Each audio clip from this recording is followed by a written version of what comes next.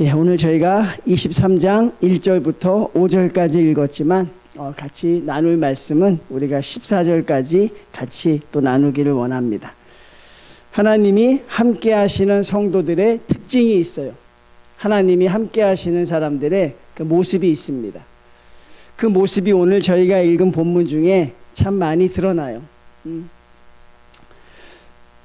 다윗이 역사에 등장한 것은 언제입니까? 골리앗이라는 장군을 이기면서부터입니다. 다윗은 이스라엘 역사에 화려하게 등장을 하지요. 골리앗이란 장군을 이깁니다. 모든 백성이 환호합니다. 그런데 다윗이 그 사건이 그의 개인적으로는 고난의 연속이었음을 사실 그때는 알지 못했을 것 같아요. 한 나라의 왕 사울이 다윗을 시기하기 시작합니다. 여러분, 누군가 나를 미워한다는 건 참 괴로운 일이죠. 누군가 나를 미워하고 더군다나 글쎄 나를 죽이려고까지 한다.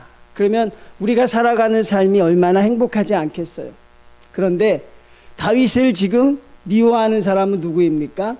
보통 사람도 아니라 한 나라의 왕입니다. 그 왕이 지금 다윗을 죽이려고 하는 것이에요. 다윗은 그날부터 하루도 편하게 생활하지 못했습니다. 누구를 피해 다닙니까? 사울 왕을 피해 다니는 삶이 이 다윗의 연속이었어요. 하나님을 위해서 일한 것인데 그는 늘 피해 다녔습니다. 편안하게 잠도 자지 못했고 항상 동굴 같은 데 숨어서 생활하였고 또 도망 다니는 그런 삶이 그의 삶의 연속이었습니다. 오늘 그런 배경을 알고 말씀을 보시면 우리가 말씀을 더 잘 이해할 수 있어요. 3절 말씀 한번 먼저 보겠습니다. 다윗의 사람들이 그에게 이르되 보소서 우리가 유다에 있기도 두렵거든. 다윗을 따르는 많은 사람들이 있었습니다. 왜? 다윗이 선하고 옳았기 때문에. 그리고 사울 왕보단 다윗이 따를 왕이라고 생각했기 때문에 많은 사람들이 이 다윗 왕을 따라다니고 있었어요. 그런데 여러분, 한 나라의 왕이 죽이려고 하면 다윗이 있어야 할 곳은 어디입니까? 멀리 도망가야 하지 않겠습니까? 여러분, 왕이 죽이려고 하는데 그 나라에 지금 있어요. 3절 말씀을 보면 유다에 있기도 두렵습니다. 왜 도망가지 않습니까?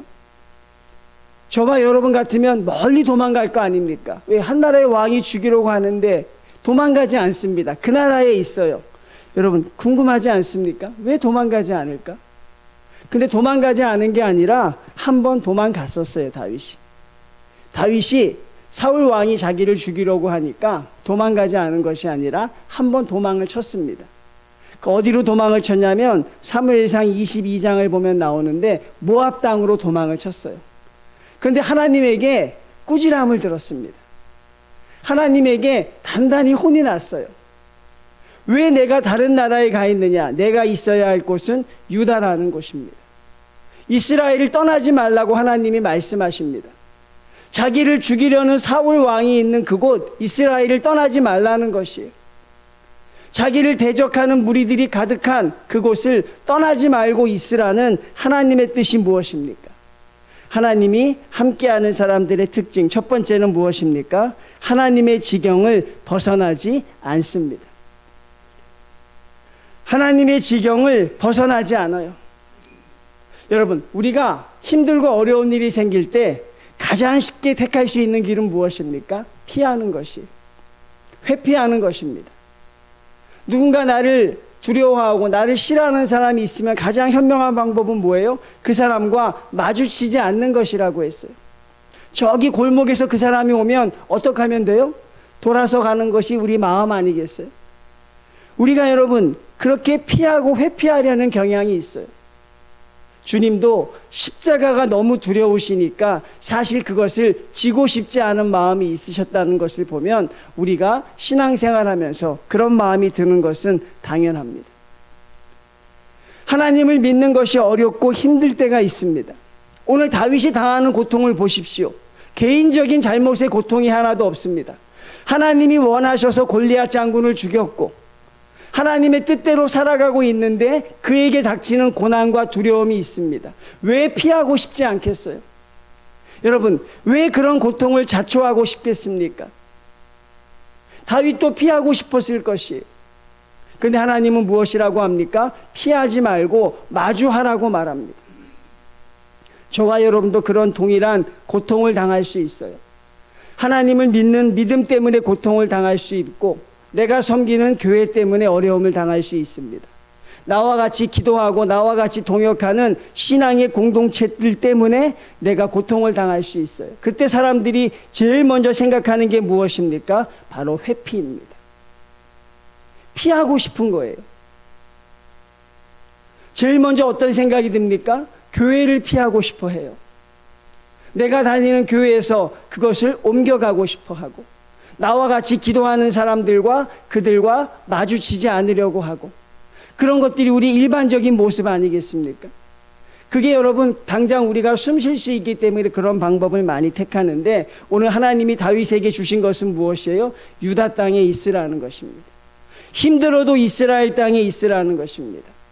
죽음의 위협이 있어도 내가 있어야 할 곳은 그곳이라는 거예요. 하나님을 떠나면 생명이 없기 때문에 그렇습니다. 교회를 떠나려고 합니다. 성도들과의 관계를 멀리하려고 합니다. 급기야 말입니다. 어느 단계까지 이르게 됩니까? 하나님을 회피하려고까지 하는 것이. 하나님과의 관계에서 하나님과 회피하면 살 것 같은 거예요. 보지 않으면 살 것 같고 듣지 않으면 숨 쉴 수 있을 것 같은 것이죠. 그래서 그 길을 택하는데 하나님이 그것을 말리고 계시는 것이, 떠나지 말라는 것입니다. 사랑하는 내 자녀들아, 떠나지 말라는 것입니다. 실상 좋아 보이지만 거기 떠나면 죽는다는 것이. 여러분, 우리가 모든 걸 다 잃을 수 있습니다. 그렇죠? 다 잃으실 수 있죠? 안 잃으실 거예요? 다 잃으실 수 있다고요. 건강도 잃을 수 있습니다. 우리의 모든 하는 일 다 잃을 수 있어요. 근데 우리가 정말 지켜야 할 게 무엇일까요, 성도님들? 우리가 정말 잃지 말아야 할 게 무엇일까요? 그게 바로 하나님 아니겠습니까? 하나님을 잃으면 다 잃게 된다는 것, 여러분 정말 모르십니까? 여러분, 하나님을 회피하면 또 다른 길이 있을까요? 하늘 아래에 있는 교회들 중에서 여러분의 마음을 기쁘게 할 교회가 과연 존재할까요? 그렇지 않다는 것입니다. 여러분이 있어야 할 곳은 어디입니까? 유다 땅 이스라엘입니다. 하나님께 기도했던, 하나님과 함께 호흡했던, 나의 눈물이 쏟아졌던 바로 그곳입니다. 여러분들이 계셔야 할 곳도 바로 이 성전입니다. 여기서 하나님을 만났고, 여기서 뜨겁게 기도했고, 여기서 눈물 흘리며 하나님 앞에 호소했던 이곳, 바로 이곳이 있어야 할 곳인데, 우리가 상처 때문에, 우리가 아픔 때문에 그것을 회피하려고 해요. 오늘 하나님이 그것을 말리는 것입니다. 그렇게 하지 말라는 것입니다. 여러분, 하나님이 잃으면 다 잃는다는 거 믿어지십니까? 하나님이 안 계시면 내가 아무것도 아니라는 거 실감 나십니까? 아니면 나에게서 하나님이라는 무게만 없으면, 나에게서 십자가라는 짐만 없으면 여러분 더 날아다닐 것 같으세요? 나에게서 이 성도라는 타이틀, 나에게 있어서 이 직분자라는 사명, 그런 것이 없으면 내가 정말 막 날아다닐 것 같은데, 그런 생각을 상처의 순간에 사단이 주는 것이죠. 그런데 여러분, 회피하면 우린 결코 거기서 희망을 볼 수 없어요. 힘드셔도 여러분이 계셔야 할 곳은 여기인 줄로 믿습니다. 어려워도 여러분들이 계셔야 할 곳은 그곳입니다. 거기서 승부를 보십시오. 거기서 하나님을 만나십시오. 그리고 거기서 하나님으로 인하여 응답받고 사시기를 바랍니다. 근데 다행히 우리 교회는 참 좋은 교회이니 그런 일은 없어서 참 다행입니다. 그렇죠? 아멘? 예, 너무나 좋은 교회 아닙니까? 그렇죠? 하나님이 함께 하시는 교회이니 우리는 참 감사하다. 자, 여러분, 하나님을 떠나지 마십시오. 하나님을 벗어나지 마십시오. 이 탕자가 아버지만 벗어나면 자기에게 어떤 판타지가 열릴 줄 알았어요. 내가 성공하지 못하는 건, 내가 힘들게 사는 건 우리 아버지 때문이다. 내가 아버지를 벗어나면 소원이 없겠다. 늘 아버지를 졸라요. 아버지 나 좀 내보내 주십시오. 그리고 아버지의 가슴에 못을 박아요. 어차피 죽을 거 아닙니까, 아버지? 죽으면 그 재산 나 줄 거니 미리 땡겨 주십시오. 아버지만 떠나면 살 것 같았어요. 그리고 아버지가 재산을 물려줬을 때 이 탕자는 콧노래를 부르고 떠나요. 이제 내 인생은 새롭게 시작이다. 그런데 탕자를 기다리고 있던 게 무엇인지 우리는 알 수 있죠. 성도님들, 하나님과 함께 할 때가 가장 행복한 순간입니다. 하나님의 곁에 계실 때가 여러분 정말 제일 좋은 순간임을 잊지 마시고, 하나님을 함께하는 성도의 특징은 무엇입니까? 하나님과 늘 함께한다는 것입니다.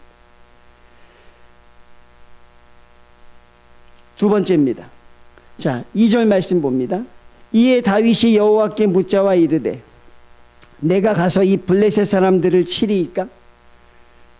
여러분, 우리 이걸 사회적인 용어로 뭐라 그러죠? 이런 걸요? 여러분, 우리가 이걸 쉽게 뭐라 그래요? 오지랖이라고 합니다. 자기 앞가림도 못하잖아요, 다윗이. 자기가 누구를 챙깁니까, 지금? 왕에게 쫓겨서 동굴에 숨어 사는 사람이 지금 누구를 챙겨요? 이건 여러분, 다른 사람들이 볼 때는 이해할 수 없는 일이에요. 근데 이 다윗이 자기의 이스라엘 백성, 이 그일라라는 게 이 블레셋 국경의 유다 성읍이거든요. 그 나라 사람들이 블레셋 사람들에게 고통을 받는다고 하니까 이 다윗의 심정이 불붙는 것 같은 거예요. 하나님, 나의 사랑하는 백성들이 지금 저 원수의 손에 침략을 당하고 있습니다. 우리 같으면 아무렇지도 않을 텐데, 저와 여러분 같으면 그냥 그런가 보다 할 터인데, 왜? 지금 내가 어렵고 힘드니까. 그리고 그 일은 누구의 일입니까? 사울 왕의 일이죠. 외적이 쳐들어왔으니 그게 다윗의 일입니까? 아닙니다. 사울 왕이 당연히 해야 되는 것 아니겠어요? 우리는 그것이 내 일이 아니라고 먼저 판단을 내립니다. 이것은 나의 일이 아니다. 두 가지죠.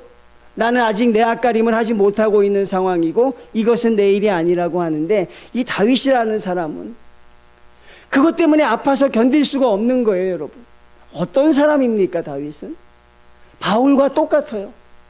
전하지 않고는 견딜 수 없는 거예요.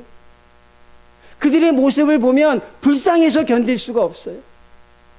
그 블레셋 손에 침략을 당한 이스라엘 백성을 생각하니 이 다윗이 마음이 너무너무 아픈 거예요.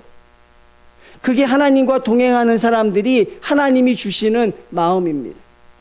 주님께서는 뭐라고 이야기하셨어요? 긍휼히 여기는 자는 긍휼히 여김을 받을 것이요, 애통하는 자는 하나님의 위로를 받을 것이라. 하나님의 백성이 고통당한다는 그 말에 다윗은 자기의 처지를 잊습니다. 그리고 그는 이스라엘 백성을 생각합니다. 저희가 같이 읽었던 느헤미야와 얼마나 똑같은지 몰라요. 이 느헤미야가 자신의 성벽이 탔다는 말을 듣고 저 멀리 메대와 바사의 나라, 그 나라에서 눈물 흘리며 통곡합니다. 그러니까 하나님의 일을 내 일처럼 여기는 것이죠. 하나님의 일이 내 일처럼 여겨지는 것, 이게 하나님이 함께하는 사람들의 특징입니다. 같이 아파하고 같이 울어줄 수 있는 사람, 제가 여러 번 강조한 것 같아요. 정말 이 시대에는 그런 성도가 필요해요. 나를 가르쳐주는 성도보단 나와 함께 울어줄 사람이 사실 필요한 거죠.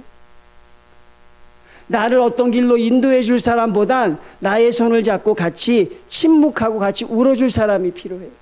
여러분, 그렇지 않아요? 그런 성도들이 필요한 것입니다. 같이 아파해 줄 수 있는 사람, 같이 울어줄 수 있는 사람, 어떤 이야기를 했을 때 나보다 더 가슴 아파하는 사람, 어떤 일이 있을 때 나보다 더 크게 울어주는 사람. 다윗은 그런 마음을 가지고 있었어요. 자기의 일이 아님에도 불구하고 하나님의 일에 대해서 책임감을 느끼고 있습니다. 그러면 여러분, 우리가 무너져가는 대한민국, 영적으로 약해져가는 대한민국을 볼 때 우리는 울어야 합니다. 우리가 무너져가는 한국 교회들을 바라볼 때 우리 성도들은 거기서 애통하며 통곡해야 돼요. 근데 우리는 그런 마음을 갖고 있지 못하다는 건 사실 여러분이 온전히 하나님과 동행하는 성도의 특징을 갖고 있지 못했다는 것으로 판단하셔도 되는 것이죠.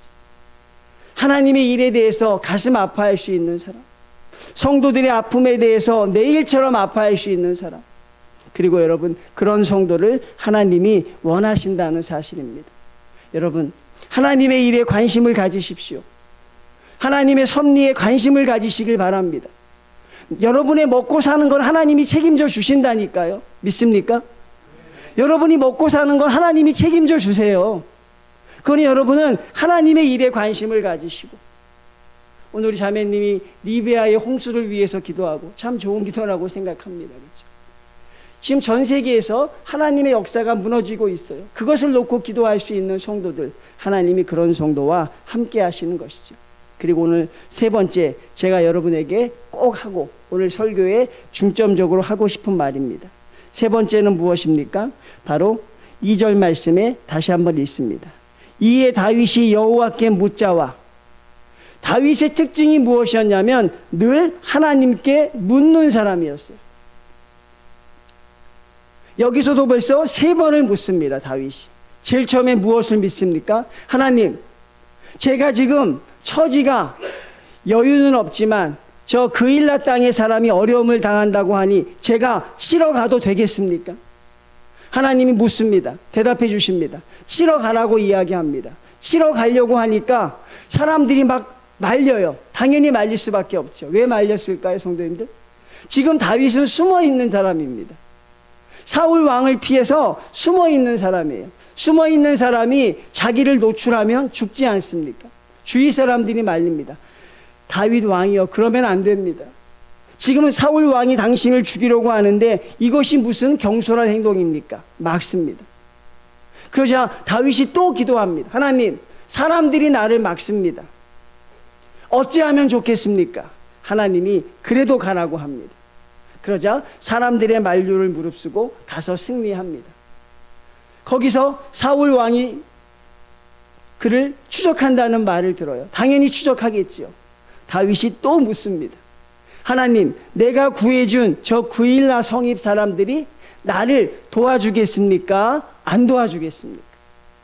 이 세 가지를 동시에 물어요. 근데 여기서만 세 번이지, 여러분 사무엘상과 하를 보시면 다윗은 모든 일에 대해서 하나님께 묻고 있습니다. 여러분, 답을 몰라서 묻는 것일까요? 우리가 스스로 좀 내가 지적이라고 생각하는 성도님들, 이게 답을 몰라서 묻는 것일까요? 다윗이?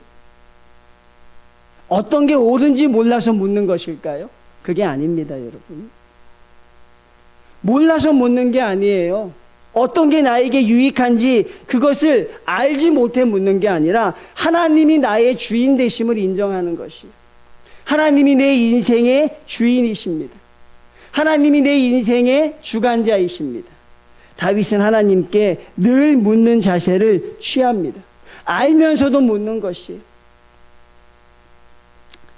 여러분 하나님께 자주 묻고 계십니까? 아니면 여러분들이 알아서 하십니까? 성도님들 다시 한번 물을게요. 여러분들 스스로 알아서 하십니까? 아니면 하나님께 묻고 계십니까? 괜찮겠지. 안전하겠지. 이렇게 될 거야. 여러분은 하나님이 아닌데 우리가 그렇게 생각하는 경우가 참 많죠. 자꾸 물으셔야 합니다. 제가 이사를 하고 나서 저희 집에 에어컨을 설치한다는 거예요. 근데 우리 사모가 전화가 와서 나보고 가서 설치하는 일을 좀 봐주라는 거예요. 가기 싫었지만 갔습니다.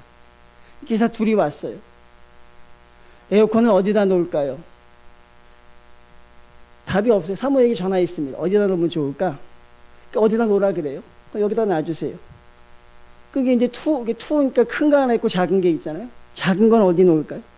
글쎄, 사모에게 또 전화했습니다. 어디 놓으면 좋을까? 거기 놓으래요. 사모는 거기 있지도 않거든요. 그래서 내가 그런가 보다. 그리고 선을 정리하는데 어떻게 정리하면 좋을까? 또 전화했어요. 나중에 그 에어컨 기사가 그래요. 아니, 뭐 이렇게 전화를 자꾸 하십니까? 아니, 그 등치도 크신 분이 왜 자꾸 그럽니까? 부인에게 왜 자꾸 전화합니까? 나도 몰라서 전화 이렇게 자주 하는지. 내가 이렇게 자주 물어보고 있구나. 사실 나보다 더 잘 알 것도 아닌 사람이거든요. 나보다 더 뛰어난 사람도 아닌데 자꾸 물어요, 내가. 자, 여러분의 자녀들을 한번 볼까요? 어릴 땐 여러분에게 얼마나 물었습니까? 부모에게. 엄마, 나 뭐 입고 갈까? 나 뭐 먹을까? 내일 뭐 가져갈까? 지겹게 물었죠. 그런데 요즘에 우리 아이들 묻습니까? 안 묻습니까? 물어요, 안 물어요? 근처도 못 오게 하잖아요. 그렇죠? 상관하지 마. 내가 알아서 할게. 그 말이 참 섭섭하더라고요. 상관하지 마. 내가 알아서 할게. 컸다는 거죠.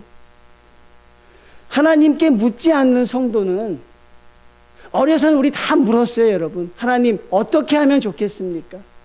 하나님, 내 마음이 괴로운데 어떻게 할까요? 하나님, 내가 직장을 옮길 일이 있는데 옮길까요? 하나님, 내가 학교를 택해야 되는데 어디를 택할까요? 작은 걸 늘 물었다고요, 우리 인생이. 근데 이제 여러분의 신앙의 머리가 컸다는 것이겠죠. 이제는 묻지 않습니다. 이제는 묻지 않아요. 그리고 무엇이라고 합니까? 하나님 앞에 내가 알아서 하겠다고 해요.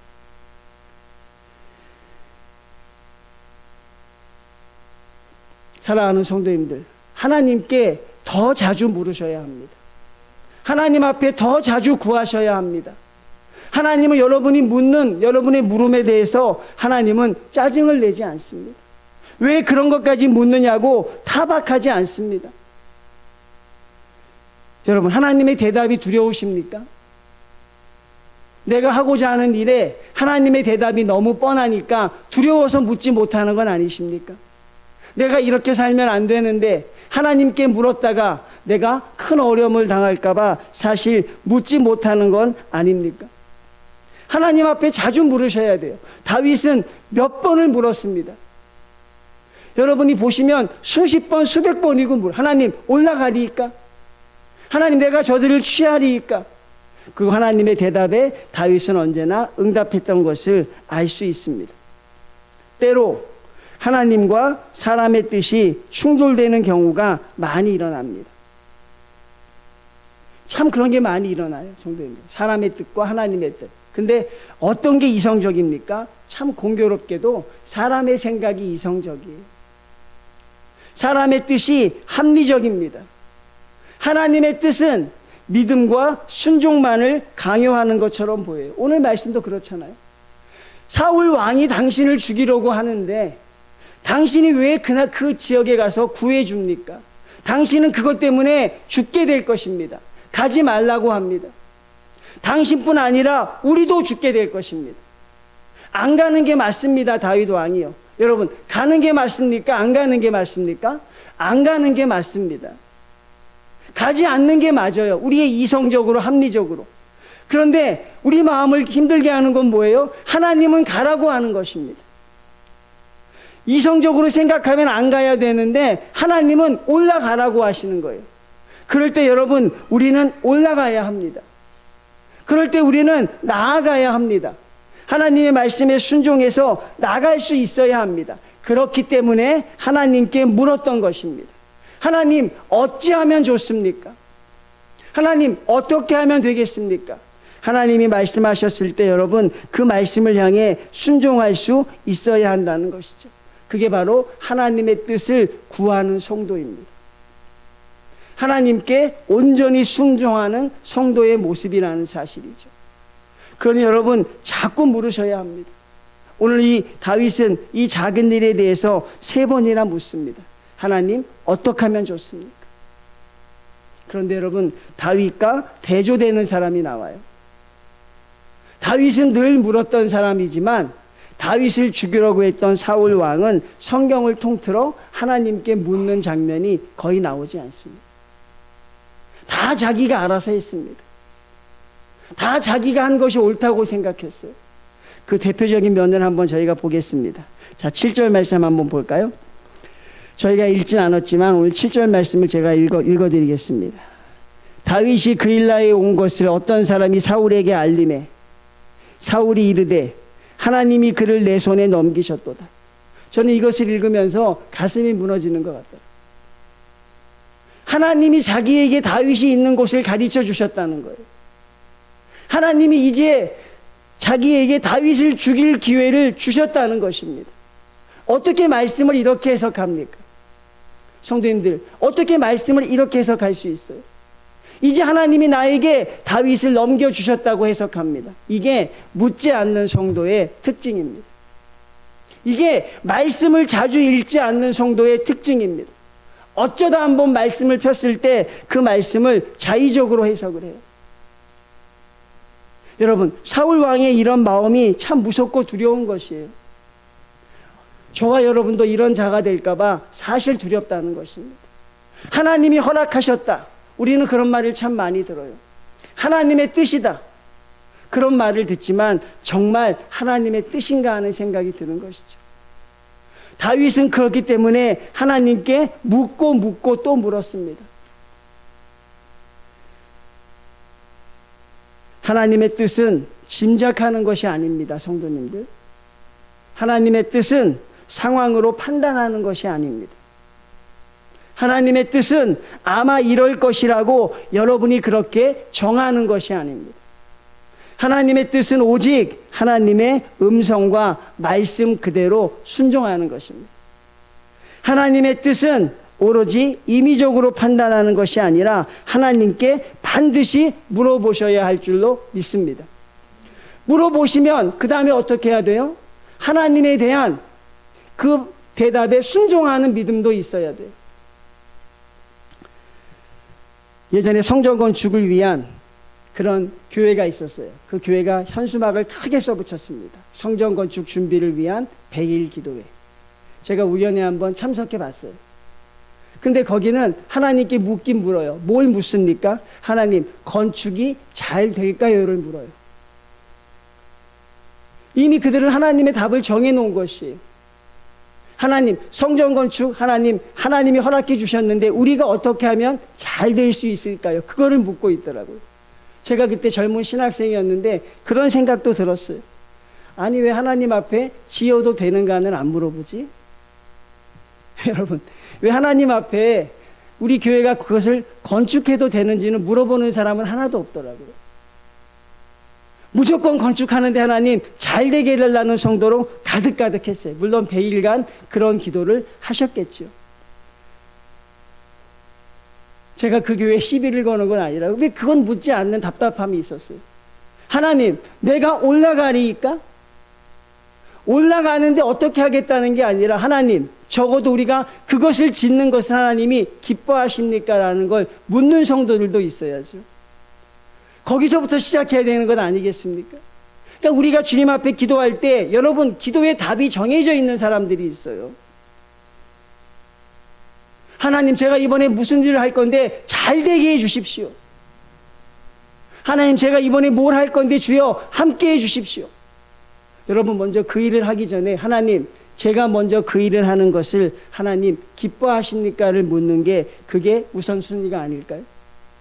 하나님, 제가 이 일을 하고자 하는데 하나님, 그 일을 주님이 원하십니까? 우리는 그것을 잘 묻지 않는다는 것이. 근데 다윗은 그것을 물었어요. 하나님, 내가 치러 가리이까? 가지 말이이까? 사람들이 반대하는데 그래도 해야 될까요? 저 사람들이 나를 도와줄까요? 도와주지 않을까요? 여러분, 그렇게 묻는 이 다윗 왕의 마음이 참 귀해 보이지 않습니까? 성도님들, 우리가 하나님의 말씀을 듣는다는 것은 무엇입니까? 반드시 순종하겠다는 것입니다. 그 말씀 앞에 우리가 굴복하고 나가겠다는 삶이 너무나 귀한 것이죠. 여러분, 그런 성도들이 되시길 바랍니다. 답을 정해놓지 마십시오. 그리고 하나님이 주시는 음성 앞에 주여, 주의 말씀이면 내가 순종하겠습니다 나가는 성도들이 되셨으면 좋겠어요. 마지막으로 말씀을 마치려고 합니다. 자, 다윗 왕을 보십시오. 사울 왕에게 자기가 죽을 걸 알면서도, 자기가 데리고 있는 사람들이 위태로워질 것을 알면서도 하나님의 말씀이니까 순종하며 나갑니다. 할렐루야.